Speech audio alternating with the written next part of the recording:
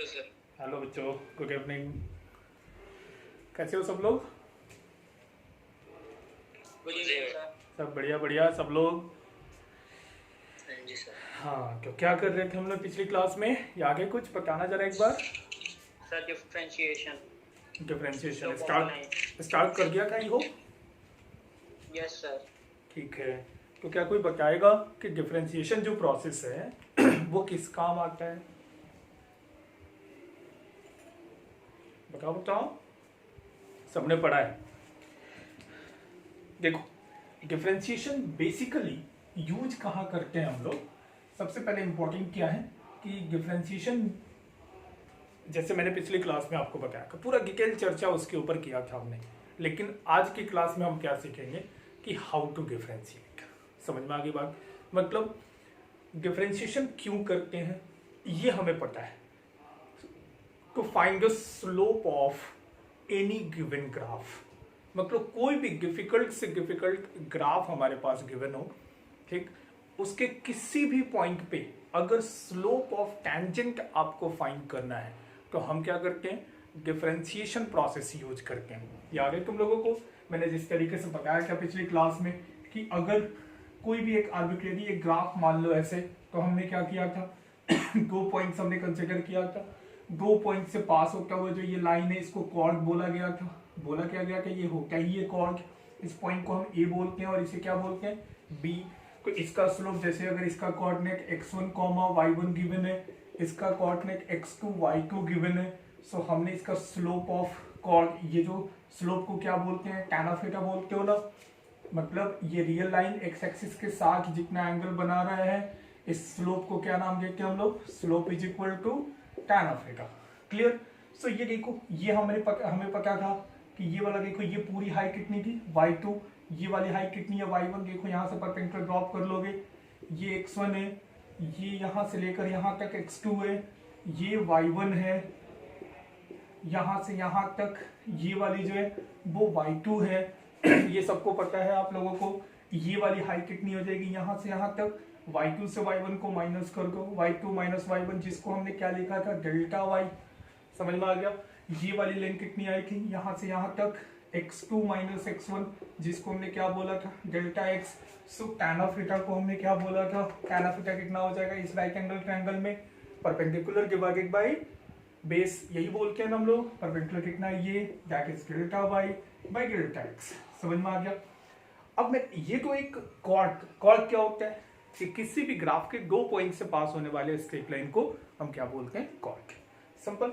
अगर मुझे इस पॉइंट पे टेंजेंट ड्रॉ करना है तो टेंजेंट आपको हाँ बेटा बोलो बोलो। आपका बोर्ड विजिबल नहीं है। बोर्ड विजिबल नहीं है?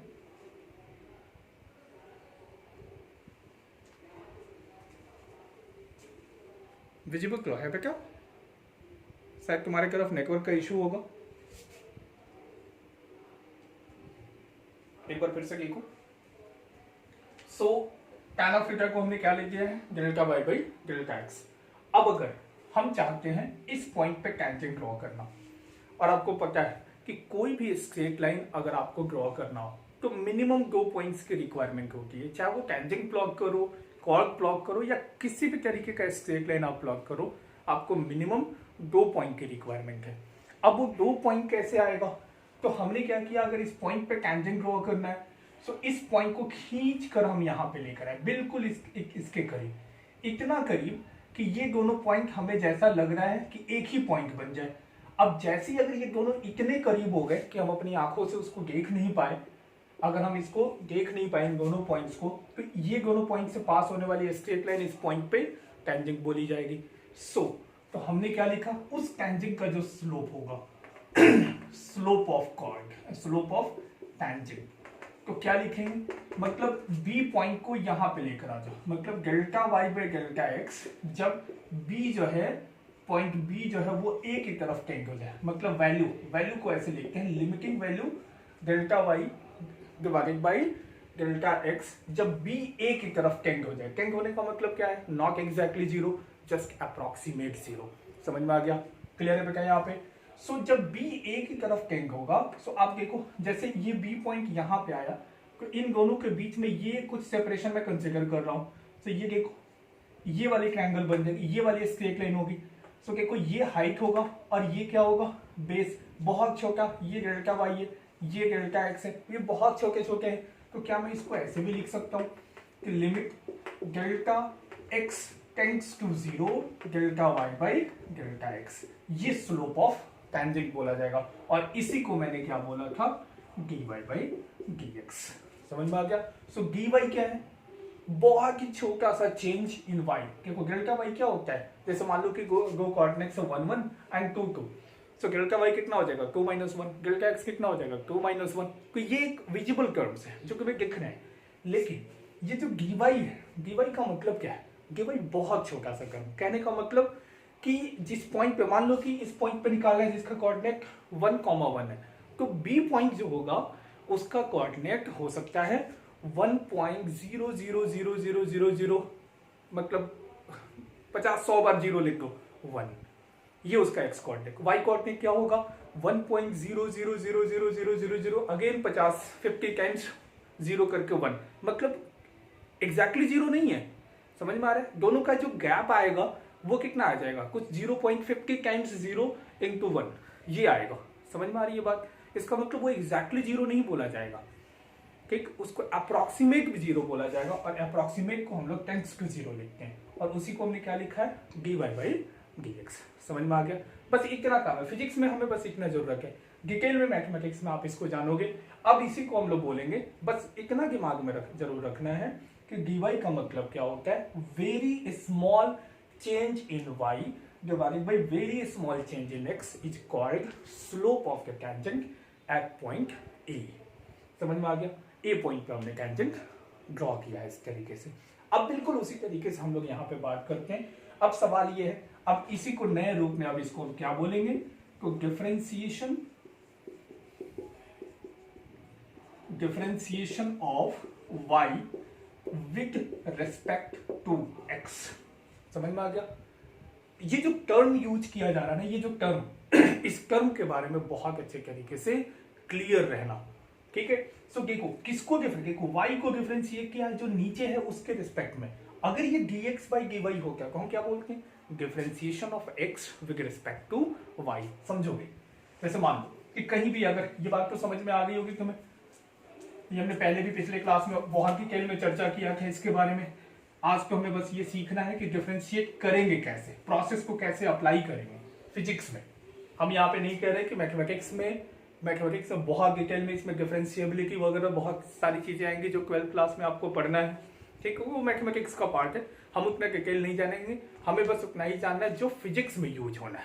समझ में आ गया बेटा, ठीक है।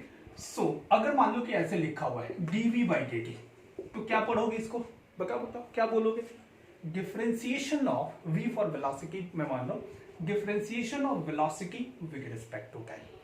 कहीं ऐसा लॉ लिखा हो dx अपॉन dt, तो क्या पढ़ेंगे हम इसे, differentiation of x with respect to time. समझ में आ रहा है। कहीं ये लिखा गया हो dp बाई dt, p मान लो कि मोमेंटम के बारे में बोला जा रहा है, तो हम क्या बोलेंगे, differentiation of momentum with respect to time. समझ में आ रहा है बच्चों, कैसे इसको बोलेंगे। कभी भी इस तरीके से जिसके रिस्पेक्ट में बोला जाए वो नीचे लिखा जाएगा, और जिसको डिफरेंशिएट कर रहे हो वो ऊपर लिखा जाएगा। मतलब अब हम यहाँ से एक ऐसे मशीन के बारे में, एक ऐसे प्रोसेस, ठीक है, के बारे में डिस्कशन करने जा रहे हैं जिस प्रोसेस का नाम क्या होगा, डिफरेंशिएशन। तो सवाल अब ये है कि how to differentiate, y differentiate, ये टर्म को आपको समझ में आ गया। To find the slope of tangent of any given graph, किसी भी टाइप का स्ट्रेट लाइन का स्लोप आपको कांस्टेंट है। तो कभी भी जिंदगी में आपके सामने ये सवाल आ जाए कि किस ग्राफ का स्लोप कांस्टेंट है, तो आप क्या बोलोगे, स्ट्रेट लाइन। समझ में आ गया। और स्ट्रेट लाइन का स्लोप का इक्वेशन मैंने पिछले क्लास में आपको बताया भी था। ऐसे भी आपको पता है डेल्टा वाई पे डेल्टा एक्स, मतलब चेंज इन वाई कोड। जैसे 2 पॉइंट, स्ट्रेट लाइन ड्रॉ करने के लिए कितने पॉइंट चाहिए, सिर्फ 2 पॉइंट। अब उन 2 पॉइंट से मान लो कि x1 y1 है और x2 y2 है, तो स्लोप ऑफ टेंजेंट कितना होगा, change in y coordinate y2 minus y1 divided by change in x coordinate, क्या किसका स्लोप। समझ में आ गई बात, उस स्ट्रेट लाइन का स्लोप होगा। ये आपको अच्छे से पक्का है, और डिटेल में हम आगे चलेंगे। फिलहाल को अभी सीखते हैं कि हाउ टू गिव। ये नोटिफिकेशन समझ में आ रहा है कि किस तरीके से इसको नोटिफाई कर रहे हैं। Differentiation of velocity with respect to time, differentiation of x को डिस्प्लेसमेंट बोल दो, differentiation of displacement with respect to time, differentiation of momentum with respect to time.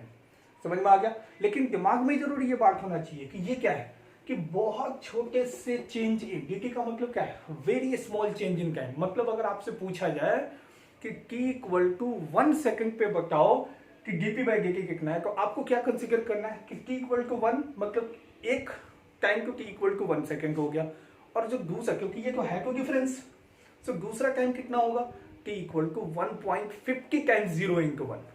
Zero नहीं रखना है आपको, तो इन दोनों का जो डिफरेंस होगा क्या कि 0.50 टाइम्स 0 इंटू 1, उतने से टाइम में कितना मोमेंटम में चेंज हुआ है। सो इनके रेशियो को हम लोग बोलते हैं फोर्स। हम आगे पढ़ेंगे इसके बारे में, क्या कि इसको Newton second law of motion. Clear. खैर इसके बारे में अभी फिलहाल डिस्कशन नहीं कर रहे हैं, अभी हम यहाँ पे बात कर रहे हैं।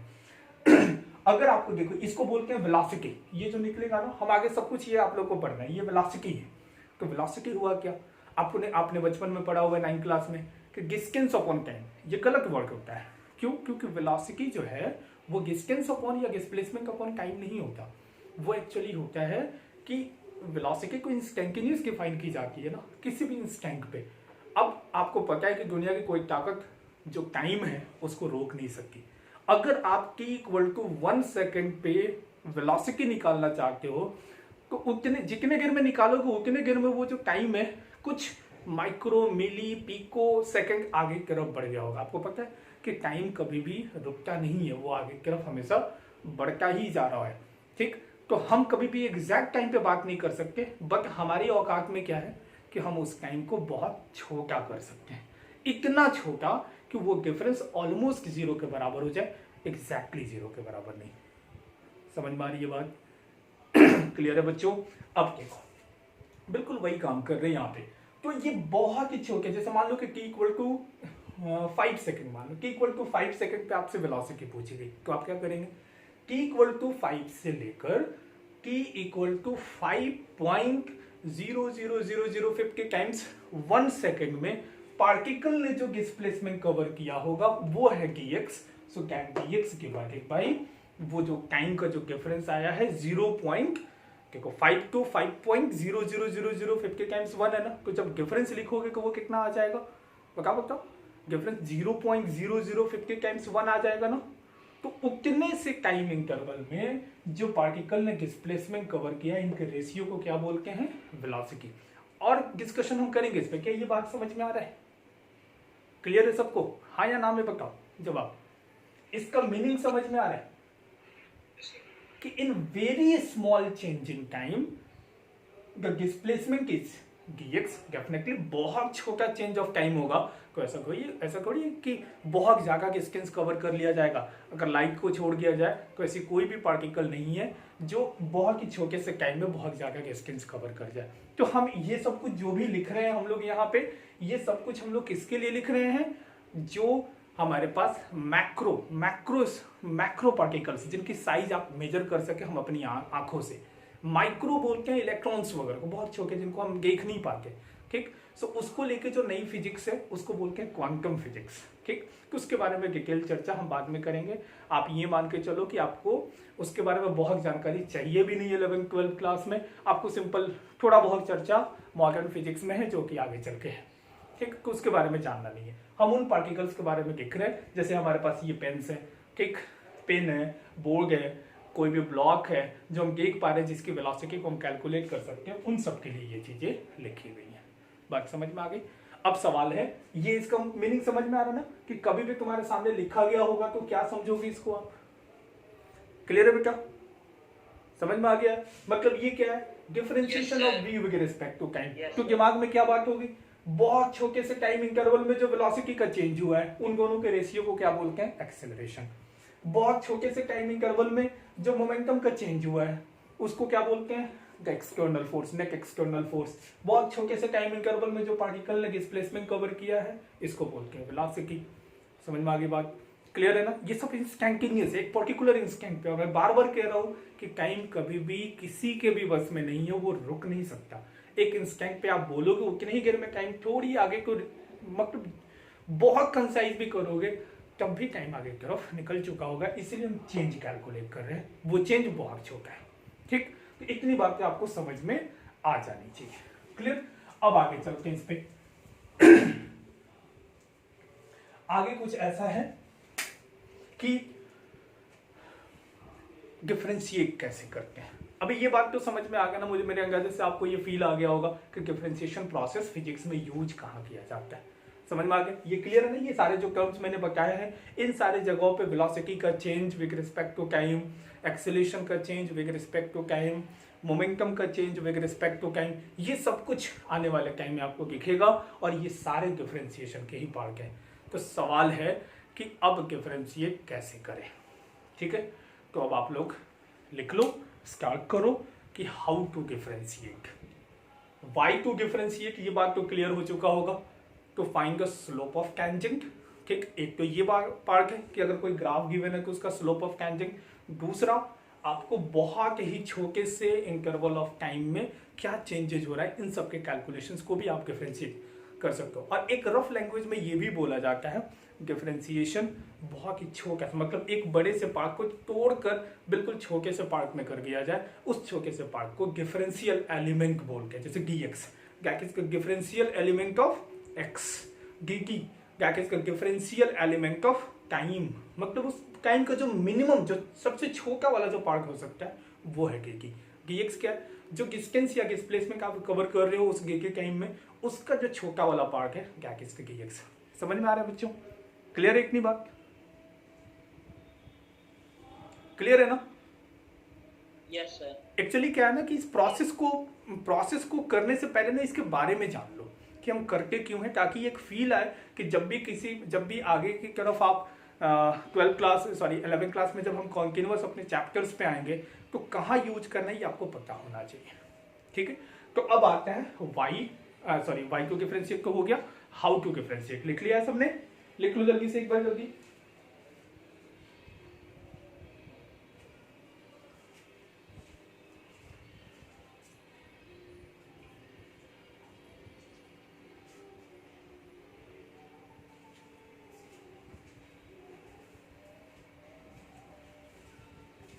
देखो बच्चों, सवाल अब ये है कि डिफरेंशिएट अब करते कैसे। ये बात नोटिफिकेशन में कहीं किसी को दिक्कत है तो मेरे से पूछ लो पहले, ताकि हम आगे बढ़े। उससे अच्छा है कि आप पुरानी चीजों को बहुत अच्छे तरीके से क्लियर कर लें। आप अगर किसी को दिक्कत है, जो मैंने नोट किया था dx by dt, dv by dt या कुछ भी, या dy by dx, dx by dy, ये कुछ भी जो नोटेशन जो मैं लिख रहा हूं, इसमें कहीं किसी को डाउट तो नहीं है? बोलो बोलो बच्चों, किसी को है नहीं ना डाउट? चलो, तो अब एक काम करते हैं कि डिफरेंशिएशन। देखो, डिफरेंशिएशन आप ऐसे मान के चलो कि एक मशीन है अपने पास। सबसे पहले बेसिक से समझो, ये मान लो कि एक मशीन है हमारे पास। ऐसा कुछ मशीन देखा है? बताओ, देखा होगा, देखा है कहीं? Yes sir. ये जो चक्की वगैरह देखा ना, चक्की वगैरह में यहाँ से हम लोग व्हीट डाल के वो इसको कंप्रेस करके, या चाहे जो भी बोलो, इसको इसके करके यहाँ से आटा जो है हमारे पास बाहर की तरफ आ जाता है। यही है ना? तो मैं डिफरेंशिएशन को एक प्रोसेस बता रहा हूं। प्रोसेस का मतलब क्या है? एक मशीन। ठीक है, इस मशीन का नाम है डिफरेंशिएशन मशीन। और जो ऑपरेटर है, देखो प्रोसेस को बोल रहे हैं डिफरेंशिएशन, और जो देखो ऑपरेटर नाम का एक चीज होता है ना, सब किसी को पता है, मशीन को बोलते हैं operator.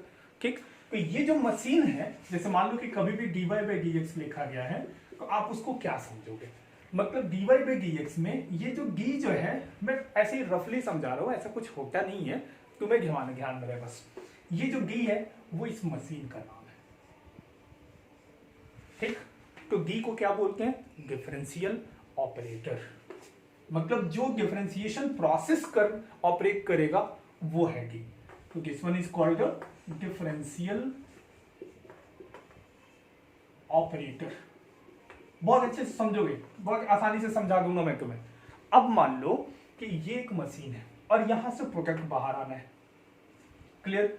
So dy by d x जब भी करते हो, जैसे मान लो कि y equal to f x कोई भी एक ग्राफ गिवन है, तो हमने dy बाई डी एक्स किया, तो ये इसको बोलते हैं एफ गैस एक्स।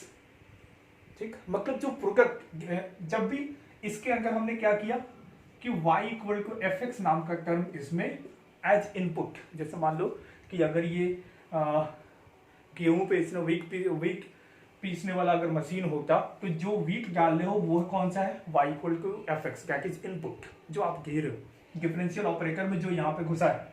आपने जैसे ही इसको दिया कि ये y यहाँ पे आ गया।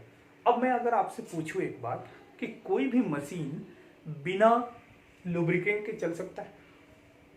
मान लो कि इस मशीन में तुमने वीट को डाला, तो वो क्या ऑपरेट करेगा?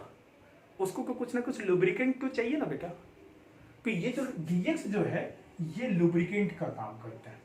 लुब्रिकेंट मतलब प्रोसेस को आसान स्मूथ बना के, क्योंकि बिना लुब्रिकेंट पता चलेगा ये घिस गया, खराब हो गया। बिना लुब्रिकेंट कभी भी कोई भी मशीन ऑपरेट नहीं होगी। लुब्रिकेंट जैसे मोबिल, समझ में आ रहा है? कोई भी मशीन ऑपरेट करते वक्त आप मोबिल वगैरह यूज करते हो ना, वहां पे अगर सुना भी होगा, मान लो कि आप लोग नहीं भी करते हो, बस गांव के बच्चे जरूर करते हैं। ठीक, तो मोबिल जो है वो लुब्रिकेंट है। समझ में आ रहा है? मैं इस चीज को मैं समझा रहा हूँ। मतलब बी क्या है, मशीन का नाम है जिसको डिफरेंशियल ऑपरेटर बोल रहे हो आप। ये जो y लिखो या एफ एक्स लिखो, दोनों के एक ही बात है, जिसके बारे में हम already y equal to f x के बारे में पिछले क्लास में डिस्कशन भी किया हमने। अब y इनपुट है, मैंने इसको डाला, dx क्या है, लुब्रिकेंट है। समझ में आ गया? अब जैसे इसके अंदर गया ये प्रोसेस हुआ, ठीक, उस प्रोसेस के बारे में एक आम इंसान को पता नहीं है कि आखिर वो हुआ कैसे। ठीक, लेकिन उसको बस एक ही चीज पता है कि यहां से जो फाइनली मिला उसको, तो जैसे मान लो कि अगर ये गेहूं होता तो यहां से हमें क्या मिलता, आटा। ठीक, क्योंकि ये डिफरेंशियल ऑपरेटर है तो यहां से जो हमें प्रोडक्ट मिलेगा उसको क्या बोलेंगे, एफ गैस एक्स। बट एक चीज और ध्यान रखना, अक्सर बच्चों से गलती होती है यहाँ पे, ये जो प्रोडक्ट मिला है फाइनल, मतलब आफ्टर क्रशिंग जो भी यहाँ पे ऑपरेशन हुआ है, ऑपरेशन के बाद जो फाइनली यहाँ पे मिला है वो है एफ गैस एक्स, क्या कहते हैं, प्रोडक्ट। समझ में आ गया? जो यहाँ पर, हाँ बोलो बोलो बोलो। नेटवर्क का इशू आ गया इसलिए मेरा ये स्किप हो गया सर। वो आप भाई अच्छा, डी बाई जब बता रहे थे ना, ठीक है ठीक वहाँ से है, सर मैंने बोला कि ये एक मशीन है ठीक, इस मशीन का नाम है डिफरेंशिएशन, और मशीन जो काम कर रहा है वो डिफरेंशियल है, डिफरेंशियल ऑपरेटर। मशीन का नाम है डिफरेंशियल ऑपरेटर। आपने यहाँ पे इनपुट दिया y नाम का, वो इसके अंदर घुसा, dx लुब्रिकेंट का काम कर रहा है। अब इस पूरी की क्रशिंग शुरू हुई, जो भी प्रोसेस अंदर चला उसका हमें कोई भी मतलब नहीं है उससे, एंड फाइनली प्रोडक्ट जो हमें मिला है वो एफ गैस एक्स बोला गया। क्लियर? अब मैं तुमसे पूछूं कि ऐसा कभी होता है कि यहां से अगर आप गेहूं डालो और यहां से आटा निकले, उसके साथ ये लुब्रिकेंट भी हो? ऐसा होता है कि आटे के साथ मोबिल भी मिला हो? ऐसा होता है क्या? नहीं होता। तो इसका मतलब जब भी ये प्रोसेस होगा, जब भी क्रशिंग होगा, कि एक प्योर प्रोडक्ट आपके पास होगा, ना उसमें कोई डिफरेंशियल ऑपरेटर, ये ना तो मशीन का कोई पार्ट होगा उसमें, ना ही लुब्रिकेंट का कोई पार्ट होगा। So this one is pure product independent of d as well as dx। समझ में आ गया? बात क्लियर आ गया? मतलब जो भी यहां पे मिला है उसमें ना तो डी नाम का कोई चीज होना चाहिए, ना dx नाम का कोई चीज होना चाहिए। क्योंकि जो फाइनल प्रोडक्ट है वो एकदम प्योर आटा जो है हमारे पास होना चाहिए। क्या मेरी बात समझ में आ गई है? तो कभी भी ऑपरेशन करोगे, ऑपरेशन जब भी मान लो, हमेशा दिमाग में रखना, अब जरूरी नहीं कि dy बाई dx ही हो या dv बाई dt हो जाएगा, तो आप क्या मानोगे कि ये डिफरेंशियल ऑपरेटर d है, लुब्रिकेंट कौन सा है, dt है। आपने इसमें v नाम का टर्म इसमें घुसाया, ऑपरेशन हुआ, और यहां से फाइनली जो निकला वो क्या है, एक्सेलरेशन। एक्सेलरेशन में अब ना g नाम का टर्म है ना dt नाम का टर्म है, dv बाई dt को एक्सेलरेशन बोल के आगे पढ़ेंगे इसके बारे में। क्या इतनी बात समझ में आ गई है? जल्दी से नोट करते चलोगे, नोट कर लो जल्दी से।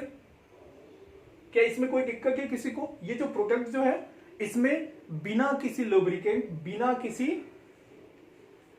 ऑपरेटर के ये प्योर प्रोडक्ट होना चाहिए। इसीलिए जब भी फाइनल रिजल्ट तुम्हारे पास आएगा आफ्टर ऑपरेशन, ऑपरेशन कौन सा है, डिफरेंशिएशन। सो आफ्टर डिफरेंशिएशन जो फाइनल प्रोडक्ट आपके पास होगा उसमें ना तो ऑपरेटर का कोई पार्ट होना चाहिए, ना ही लुब्रिकेंट का कोई पार्ट होना चाहिए, ना तो डी होना चाहिए, ना ही dx होना चाहिए। प्योर प्रोडक्ट अपने आप में। समझ में आ गया? सर हाँ बोलो। सर मतलब प्योर मतलब जैसे कि वाई वाई होना चाहिए या फिर ना तो वाई डी वाई होना चाहिए ना डी एक्स होना चाहिए ना डी होना चाहिए, कुछ भी हाँ, नहीं होना चाहिए। डी नहीं होगा, डीएक्स नहीं होगा। वाई जिस तरीके से होता है ना एक्स और वाई, तो एक्स और वाई में रिजल्ट आएगा। Okay sir. जैसे मान लो कि मैं एक एग्जांपल बता देता हूँ कि अगर ये वाई के जगह पे साइन एक्स होता तो ये जो फाइनली प्रोडक्ट निकलता ना वो सिर्फ cos x होता। अब cos x में d नहीं होता, dx नहीं होता। समझ में? मतलब sin x को जैसे ही डालोगे ये मशीन क्या करेगा, sin x के साथ ऑपरेशन शुरू करेगा, क्रशिंग उसका शुरू करेगा एंड फाइनली तुम्हें प्रोडक्ट निकाल कर क्या देगा, cos x। तो हमें तो बस अपने इससे मैं कह रहे कि हम क्या डाल रहे हैं और हमें क्या मिल रहा है, इसके अंदर क्या चला है, that is the part of mathematics. कैसे हुआ है ये प्रोसेस, कैसे चला है, ये आप मैथमेटिक्स में पढ़ोगे और बायो वाले बच्चों को तो ऐसे भी जानना नहीं है, ठीक है। वो जान के क्या करेंगे कि इसके बीच में क्या चला है, आप तो बस ये ध्यान रखोगे यहाँ पे डाला क्या और फाइनली प्रोडक्ट मिला क्या, बस इतना काम है अपने को फिजिक्स में, इतने से हम खुश हैं। डिटेल में इसके 12th क्लास में है, पूरी की पूरी डिफरेंशिएबिलिटी नाम का एक टर्म है, पूरी की पूरी उसमें जाननी है। हालांकि 11th में भी है, 11th के लास्ट सेट टॉपिक्स में डिफरेंशिएशन नाम का टॉपिक है, उसमें आपको पता चलेगा कि ये मशीन काम करता कैसे। समझ में आ गया? जो कि हमारा पॉइंट ऑफ कंसर्न नहीं है, हम उसमें नहीं बात करेंगे। तो जल्दी से इसको नोट कर, आई होप नोट कर लिया होगा। Yes sir. ठीक है, यस सर। ठीक। Yes sir. अब देखो, अब कुछ एक इसी से रिलेटेड अब हम यहाँ पे बात कर रहे हैं, इस फॉर्मूले को कुछ याद रखोगे, ठीक। अब ये नहीं पूछोगे कि सर ये फॉर्मूला कैसे आया, क्योंकि अगर मैं डिटेल मैथमेटिक्स में चला जाऊंगा तो फिर आपको समझ नहीं आएगा, ठीक। वो मैथमेटिक्स का पार्ट है, मैं मैथमेटिक्स टीचर के लिए छोड़ रहा हूँ, क्योंकि मैथमेटिक्स टीचर सब काम फिजिक्स टीचर कर देगा, तो मैथमेटिक्स टीचर क्या करेगा बेटा, तो मैं ही पढ़ा दूंगा मैथमेटिक्स उससे बेहतर, तो उनके लिए ये होमवर्क है। तो मैं बस इतना जानना हूँ कि मैं इनपुट दूंगा, प्रोडक्ट निकला, ये आपके दिमाग में होना चाहिए। सो पहला फॉर्मूला जब भी हमेशा याद रखना, डी के अंदर डी बाई डी एक्स, अगर डी के अंदर आपने इनपुट की जगह पे साइन एक्स को रखा, ठीक, तो ये इसको क्रश करके फाइनली आपके पास प्रोडक्ट देगा cos x। समझ में आ गया?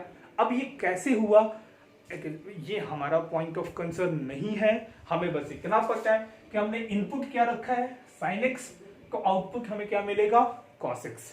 अगर आप cos x रखोगे इनपुट की जगह पे तो हमें जो आउटपुट मिलेगा वो मिलेगा माइनस ऑफ साइन एक्स।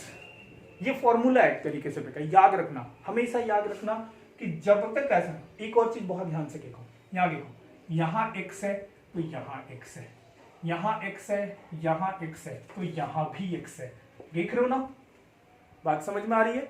कभी भी नहीं हो सकता कि यहाँ पे x हो और यहाँ पे y हो, तो फिर तो काम ही नहीं होगा। समझ में आ गई बात? अब आटा पीसने वाली मशीन में आप मोबिल के जगह पे सैंड बालू डाल दोगे तो वो पीस देगा क्या, बताओ तो? वो ऑपरेट करेगा? मोबिल स्मूथ करता है ना, अब सैंड तो फंस जाएगा उसमें, मशीन खराब हो जाएगी।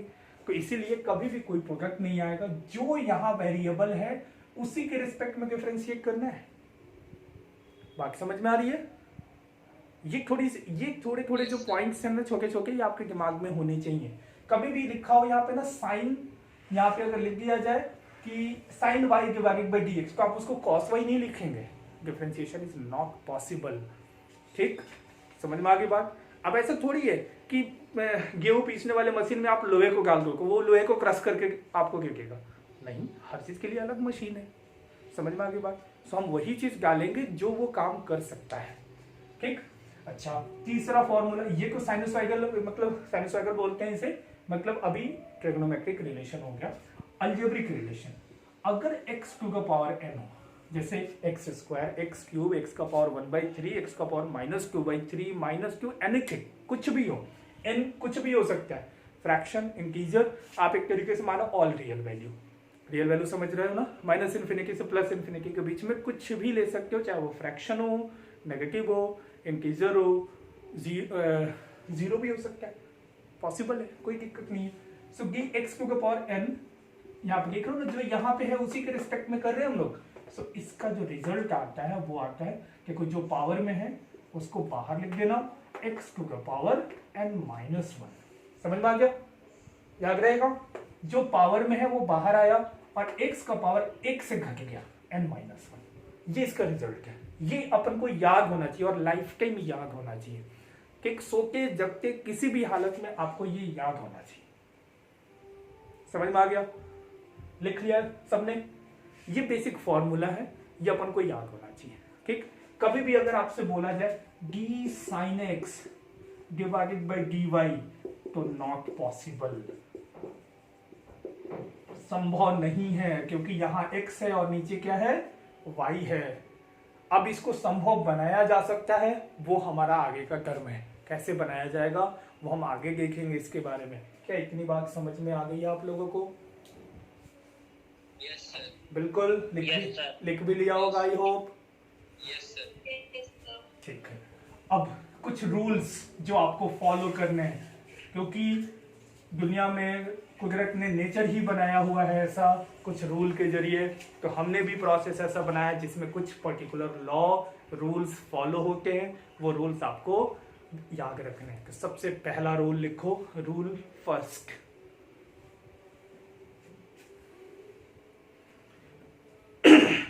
रूल फर्स्ट, पहला रूल क्या कहता है बेटा कि अगर डिफरेंशिएशन के अंदर कोई भी कांस्टेंट आ जाए, कांस्टेंट का मतलब क्या होता है बेटा, जिसकी वैल्यू चेंज नहीं हो सकती। तो एक्चुअली ये क्या है बताओ तो, ये क्या है? देखो याद करो, फिर बेसिक पे जाओ। dx क्या है? वेरी स्मॉल चेंज इन x, और ऊपर में क्या है? वेरी स्मॉल चेंज इन कांस्टेंट। भाई कांस्टेंट तो चेंज ही नहीं होता, तो चेंज क्या आएगा उसमें? जीरो आएगा ना, जीरो। तो डेफिनेटली इसका डिफरेंशिएशन क्या होना चाहिए था? जीरो। बिल्कुल सही बात है, क्योंकि कांस्टेंट तो चेंज ही नहीं हो सकता, चाहे आप x कितना भी चेंज कर लो, कांस्टेंट में तो कोई चेंज, अगर कांस्टेंट चेंज ही हो गया तो उसका नाम कांस्टेंट क्यों होगा भाई? समझ में आ गई बात? तो इसका डिफरेंशिएशन हमेशा जीरो होगा। ठीक है, अगर सिर्फ याद रखना सिर्फ कांस्टेंट यहां पे हो।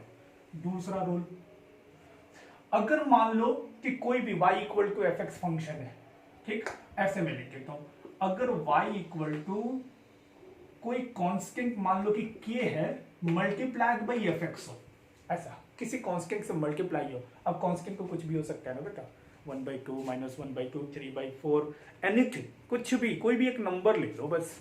क्लियर? तो मल्टीप्लाई है, तो आप जब डिफरेंस देखो, जब भी ऑपरेशन, आपको याद होगा आप लोगों ने पढ़ा है कि जब भी ऑपरेशन करो तो इक्वल के दोनों साइड करो।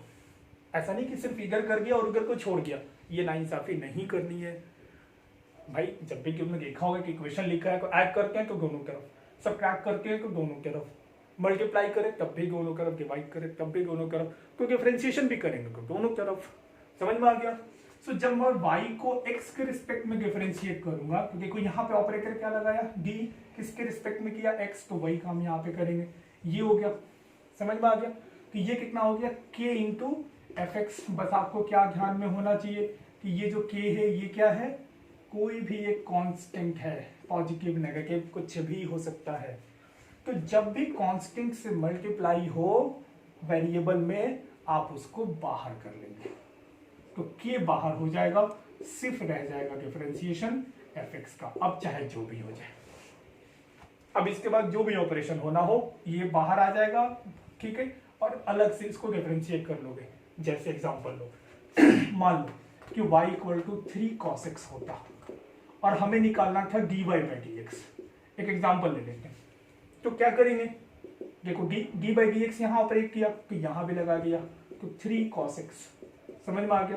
अब देखो cos x ये है ना एफ एक्स, है ना, उसके साथ देखो कांस्टेंट मल्टीप्लाई में, तो हम इसको बाहर निकाल देंगे। अब क्या रहेगा हमारे पास, d cos x by d x.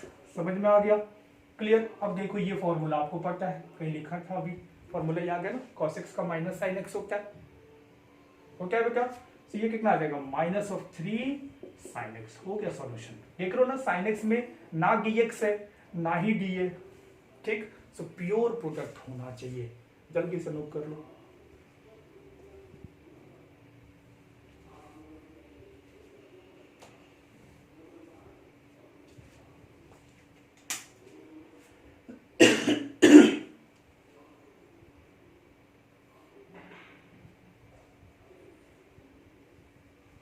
लिख लिया सबने? Yes sir.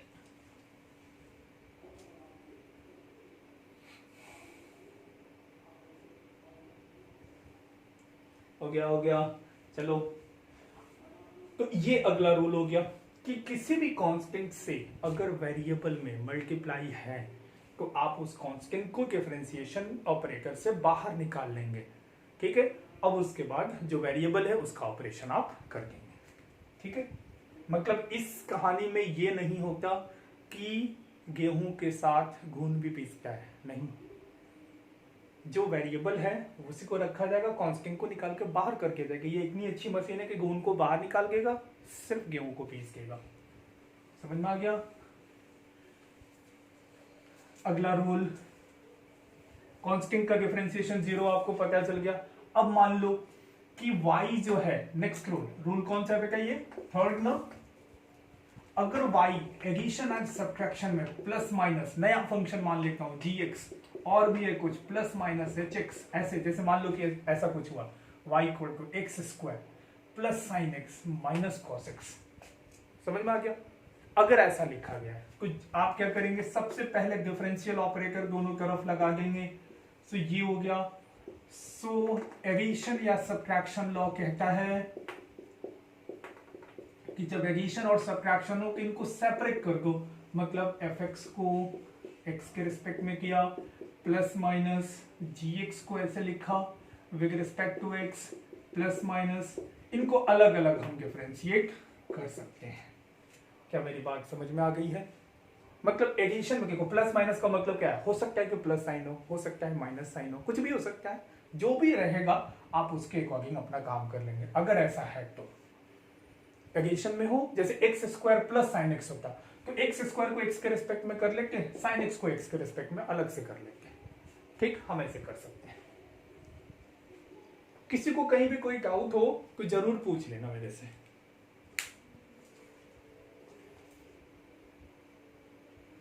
सर ये वाला रूल समझ नहीं आया। अभी देखो बेटा, अभी जैसे ये क्वेश्चन करेंगे ना, सब कुछ क्लियर हो जाएगा। ये बस लिख लो, अभी क्वेश्चंस करते हैं, बिल्कुल क्लियर हो जाएगा सब कुछ।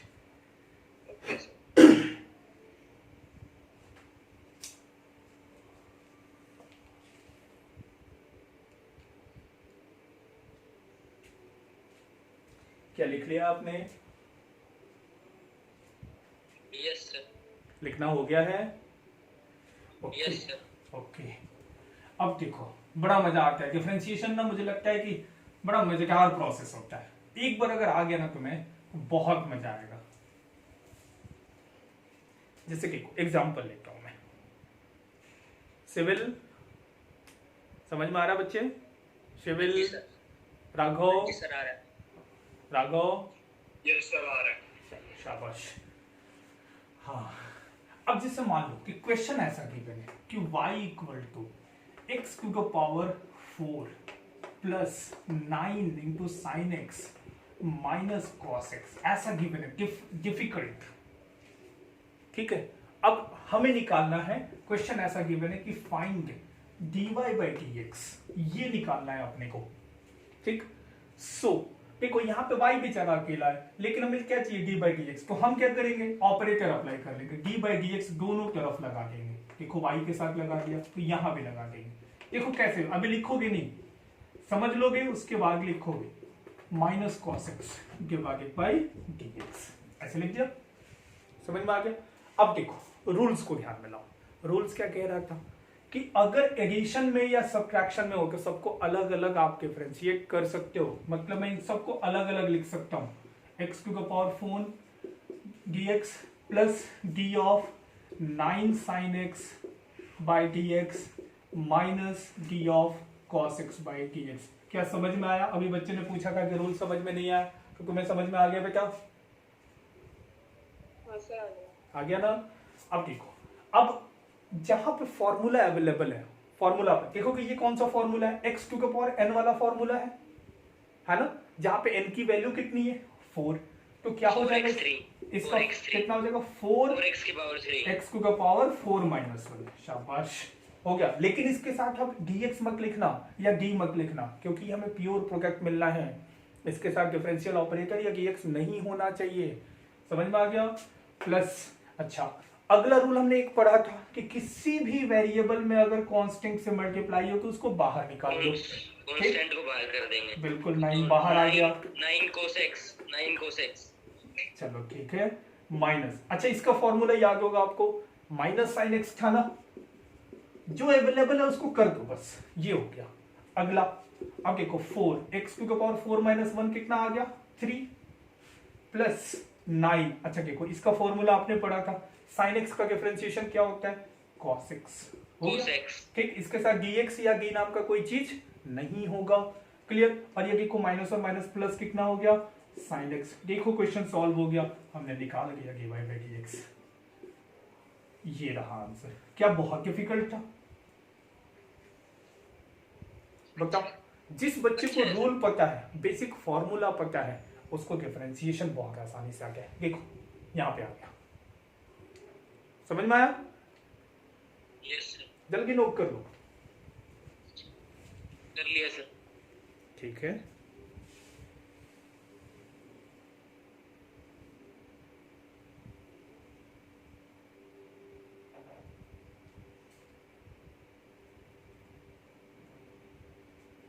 लिख लिया सबने? अगर आपने लिख लिया है तो अब आप क्वेश्चन करके बताएंगे। हटाओ में से। Yes sir. अच्छा अभी किया नहीं है, लिख लो जल्दी से।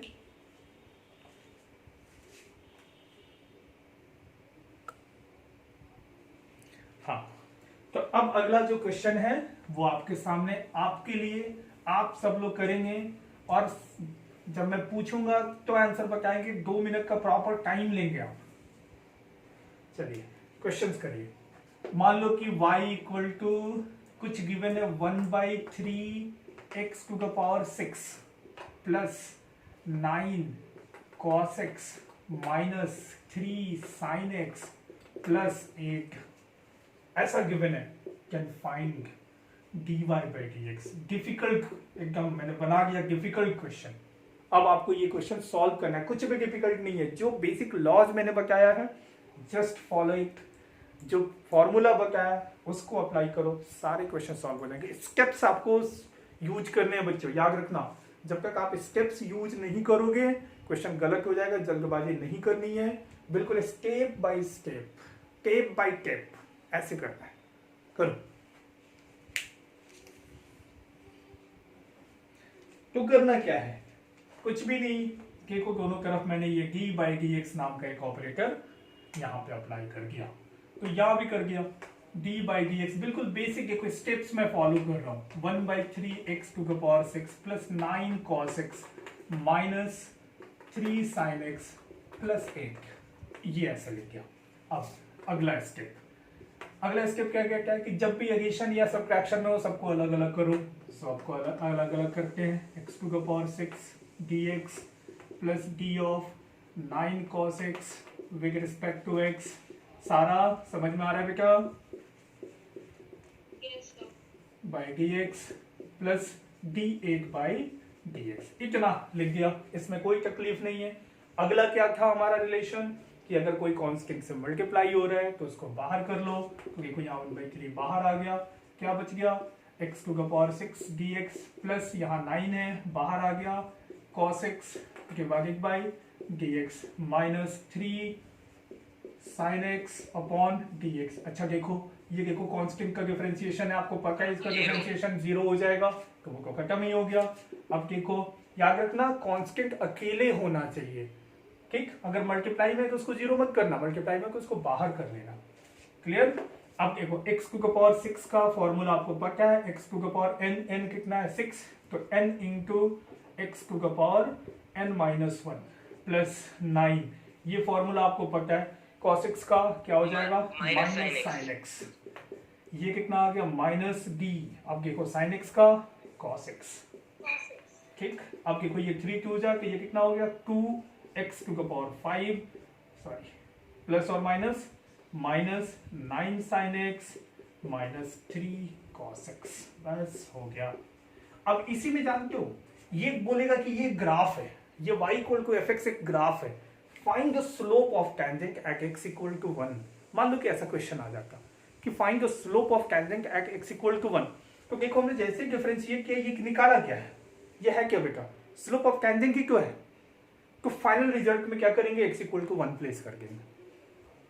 क्या कुछ बात समझ में आई है? मैंने कहा कि अगर क्वेश्चन आपको ऐसा गिवन है कि y इक्वल टू इतना, ये एक ग्राफ गिवन है जिसका हम ग्राफ प्लॉट भी नहीं कर पाएंगे, बहुत डिफिकल्ट है ये, ठीक, मेरे बस का भी नहीं है कि मैं इसको आसानी से प्लॉट कर पाऊं, ठीक है, लेकिन फिर भी चाहे जैसा भी हो, चाहे ये ग्राफ, उस ग्राफ के एक पॉइंट x इक्वल टू 1 पे टेंजेंट ड्रॉ की गई, उस टेंजेंट का स्लोप क्या होगा? तो दिमाग में तुरंत हमारे पास आना चाहिए बात कि भाई टेंजेंट का स्लोप तो gy बाई x होता है, तो क्यों ना हम पहले gy बाई x फाइंड करें। सो ये रहा gy बाई x, निकाल गए यहाँ पे। अब जैसे ही कि ये gy बाई x हो गया, तो gy बाई x क्या है? Slope of tangent. तो ये उन सारे टेंजेंट का स्लोप है जो कि इस वाले कर्व पे ड्रॉ की जाएगी, ठीक। मान लो कि ये ग्राफ कुछ ऐसा है, एकदम अजीब सा ग्राफ आया, ठीक, x इक्वल टू 1 यहाँ पे, तो x इक्वल टू 1 पे यहाँ पे जो ग्राफ होगा, जैसे ये पॉइंट, तो यहाँ टेंजेंट ड्रॉ करोगे वो ये आएगा, तो इसका जो स्लोप होगा वो क्या होगा? dy by dx at x equal to 1। समझ में आ गई बात? अगर x इक्वल टू 5 पे पूछा जाता तो यहाँ पे x के जगह पे 5 रख देते, मतलब जिस पॉइंट पे भी पूछा जाता x की वैल्यू वो प्लेस कर दोगे, तुम्हारा आंसर आ जाएगा। समझ में आ गया बात? क्या क्या नॉट अंडरस्टूड? चलो ठीक है, इस पे एक क्वेश्चन करते हैं फिर समझ में आ जाएगा। अच्छा यहाँ तक तो हो गया ना? सर साइन 1 की वैल्यू क्या रखेंगे फिर सर, अगर x को 1 पुट भी कर दिया तो? साइन की वैल्यू बेटा 1 जो है, sin 1 इन सब का एक टेबल गिवन होता है, ठीक है ना, साइन टेबल, कॉस टेबल ऐसे गिवन है, तुम्हारे कैलकुलेटर में भी होगा, वहां पे साइन में उसके जगह पे 1 रखोगे, याद रखना वो रेडियन में रखना या डिग्री में रखना, सॉरी डिग्री में रखना, ठीक है। साइन के बीच में जो एंगल होता है ना वो डिग्री में होना चाहिए, अगर 1 डिग्री है तो साइन 1 डिग्री की वैल्यू देखना तुम्हारे कैलकुलेटर में आ जाएगा। वो एक sine table, cos table, tan table या क्या उससे हम कर सकते हैं, बट अपन को इसकी जरूरत नहीं है, हम बस साइन 1 लिख के छोड़ देंगे, बाकी टीचर समझ जाएगा अपना, ठीक है ना बेटा। अब जैसे मान लो कि एक सिंपल सा क्वेश्चन मैं तुम्हारे सामने बोलूं कि y equal to sine x का एक ग्राफ है, लिखो तो जरा question. Find the slope of tangent, find the slope of tangent at x equal to pi by 2, pi divided by 2, at x equal to pi by 2 on the graph y equal to sin x। क्या इसका graph आप लोगों ने पढ़ा है बच्चों? y equal to sin x का graph मैं जस्ट ऐसे ही बता देता हूँ, देखो यहाँ पे ग्राफ ऐसा होता है sin x का, हम आगे पढ़ेंगे इसके बारे में। sin x जो होता है ना वो इस तरीके से होता है, यहाँ पीछे भी ऐसे, वेव जिस तरीके से मूव करता है ना तो वेव को बोलते हैं साइन या कॉस का ग्राफ, साइन कॉस ऐसा ही होता है, ठीक। तो आपसे ठीक है ना, हाँ, इसकी जो मैक्सिमम वैल्यू होती है वो कितनी होती है? 1, और जो सबसे कम जो वैल्यू होती है ये वाली, दैट इज -1। तो -1 से 1 के बीच में कुछ भी हो सकता है, लेकिन आपसे कहाँ पूछा गया है? पाई बाई 2। अच्छा आपको याद होगा, ये देखो ये 1 है ना यहाँ पे, मतलब साइन 90, पाई बाई 2 का मतलब क्या हो गया? 90 डिग्री हो गया ना बेटा, समझ में आ गया? तो ये वाली जो पॉइंट है ना, x की वैल्यू यही है पाई बाई 2, इसको बोलते हैं पाई। ये यहाँ पे ये 3 पाई बाई 2 और ये हो गया 2 पाई। समझ में आ गया? अब आपसे पूछा कहा गया कि x equal to pi by 2 पे जो ग्राफ है, तो ग्राफ का पॉइंट देखो ये, इस पे टेंजेंट डालो तो इस पे टेंजेंट ऐसा हो जाएगा ना। जिस बच्चे को ग्राफ आता है वो बच्चा देख के बता देगा कि भाई ये टेंजेंट जो है वो एक्स एक्सिस के पैरेलल हो गया ना, सबको समझ में आ रहा है? अब एक्स एक्सिस के जब पैरेलल है तो एक्स एक्सिस के साथ उसने कितना एंगल बनाया भाई? तो पैरेलल लाइन को 0 डिग्री एंगल बनाती है ना, तो इसका जो स्लोप है वो क्या लिखा है? स्लोप याद है तुम्हें? tan ऑफ थीटा बोलते थे। अब इस केस में एंगल कितना है? यहाँ पे थीटा क्या होता था? एक्स एक्सिस के साथ, पॉजिटिव एक्स डायरेक्शन के साथ एंटी क्लॉकवाइज में कितना एंगल है? अब देखो कि यहाँ पे एक्स डायरेक्शन यही है, टेंजेंट भी यही है, दोनों एंगल कितना हो गया? 0। सो tan 0 कितना होता है? 0। मतलब जब भी कोई लाइन एक्स एक्सिस के पैरेलल हो जाए तो उसका स्लोप क्या होता है? 0। क्या यहाँ तक बात समझ में आई है सबको? Yes sir. समझ में आ गया? ये y equal to sine x का ग्राफ है बेटा, याद रखना। ये है x और यहाँ पे है y, या y equal to sine x बोलो। तो जिस बच्चे को y equal to sine x का ग्राफ आता है वो तो चलो उसने बता दिया, लेकिन मान लो कि y equal to sine x का ग्राफ किसी बच्चे को नहीं आता है, तो वो क्या करेगा? तो उसको को पता है बेसिक प्रिंसिपल को, वो क्या करेगा कि इसको क्या ऐसे लिखेगा dy बाई dx, यही होता है। वो क्या लिखेगा कि भाई स्लोप ऑफ टेंजेंट तो मुझे यही पता है, स्लोप ऑफ जो टेंजेंट होता है वो dy बाई dx होता है ना? बात समझ में आ रही है? तो वो क्या करेगा dy बाई dx निकालेगा। तो इसका मतलब देखो y क्या था sin x, तो वो पहले sin x रखेगा dx। तो ये देखो ये वाला फॉर्मूला कितना आता है cos x आता है ना। मतलब जिस बच्चे को ग्राफ नहीं आता उसने बता दिया कि ये dy बाई dx की वैल्यू ये है, लेकिन कहाँ पूछी गई कि dy बाई dx ये तो हर पॉइंट पे कहीं भी ले सकते हो, लेकिन तुमसे क्या पूछा गया? हाँ dy बाई dx की वैल्यू कहाँ पूछी गई? x is equal to pi by 2 पे। ये देखो इसका मतलब समझ में, ये है एट साइन, साइन को धीरे धीरे समझो, dy by dx at x equal to pi by 2, मतलब पाई बाई 2 पे जो टेंजेंट आपने ड्रॉ किया है उसका स्लोप ये है। तो हम क्या करेंगे x की जगह पे यहाँ पे पाई बाई 2 रख देंगे। तो cos 90 कितना होता है बेटा? 0। देखो आ गया आंसर। तो जिस बच्चे को ग्राफ आता है वो ग्राफ से बना देगा, ठीक, और जिस बच्चे को ग्राफ नहीं आता है वो इससे बना देगा। अमीशा समझ में आया बच्चे? यस सर, मुझे ग्राफ नहीं आता था y sin x का। कोई बात नहीं है बेटा, अगर ग्राफ नहीं आता तो ये आता है ना, हमें तो डिफरेंशिएशन आता है। अब जिस पॉइंट पे निकालना है स्लोप ऑफ टेंजेंट उसको dy बाई dx करके और उस x की वैल्यू को उस पॉइंट जो भी dy बाई dx आया उसमें x की वैल्यू को डाल दो, बस हो गया, क्वेश्चन सॉल्व हो गया। ठीक है, नोट कर लो, नोट कर लो।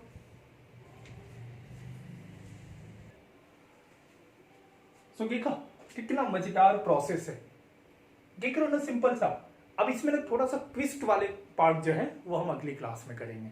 ठीक, इतनी बात तो आपको क्लियर हो गई कि जिसका ग्राफ आप प्लॉट कर पाओ और जिसके लिए स्लोप ऑफ टेंजेंट आसानी से निकाल सको उसके लिए टैन ऑफ का यूज कर सकते हो, कोई प्रॉब्लम नहीं है।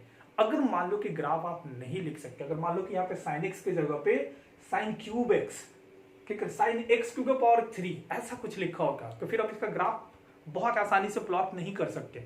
सो वैसे केस में स्लोप ऑफ टेंजेंट अगर किसी भी जगह पे निकालना हो तो हम क्या करेंगे, सीधा उसको डिफरेंशिएट करेंगे। मुझे जरूरत ही नहीं इस ग्राफ की, ठीक, हमको बस एक ही चीज जानते हैं, चाहे वो नोन ग्राफ हो या अननोन ग्राफ हो, कोई फर्क नहीं पड़ता, we have to differentiate it.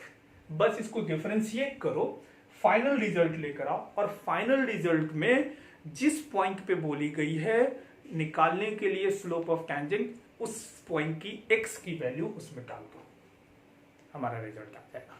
समझ में आ गया? तो स्लोप बेसिकली क्या बता रहा होता है कि कितना वहां पे जो टेंजेंट होगा वो कितना इंक्लाइन है, कितना डिक्लाइन है, या एक्स एक्सिस के पैरेलल है। एक्स एक्सिस के पैरेलल मतलब स्लोप 0, क्यों? क्योंकि एंगल ही 0 हो गया। समझ में आ गया? तो कभी भी बोला जाए कि एक्स एक्सिस के पैरेलल कोई भी लाइन है तो स्लोप कितना होगा, तो क्या बोलोगे? 0 डिग्री। समझ, सॉरी, स्लोप 0 बोलोगे, एंगल क्या बोलोगे? 0 डिग्री। समझ में आ गया? स्लोप डिग्री में नहीं होता। क्लियर है बच्चों? ये बात समझ में आ गई है? तो हम इस पे और कुछ बेहतरीन क्वेश्चन अगले क्लास में करेंगे, थोड़े डिफिकल्ट टाइप के और चलेंगे डिफरेंशिएशन पार्ट में। ठीक, सो डिफरेंशिएशन का पार्ट 1 था आपका, ये एक तरीके से बोलो पार्ट 2 था। समझ में आ गया? ठीक है, सो आप इसको अच्छे तरीके से समझ गए हो। तो आज की क्लास में यहीं पे रोकता हूँ। सबको समझ में आया है ना? कोई दिक्कत तो नहीं है? No sir. पक्का सारे बच्चों को? No sir. Shivil, no sir. Raghav, Tanisha, Raghav, Tanima, सबको समझ में आ गया है? Yes sir. चलिए ठीक है, अपना ध्यान रखिए आप लोग। Okay, take care, bye bye. Thank you sir. Okay बेटा, okay okay, thank you sir. Okay बेटा।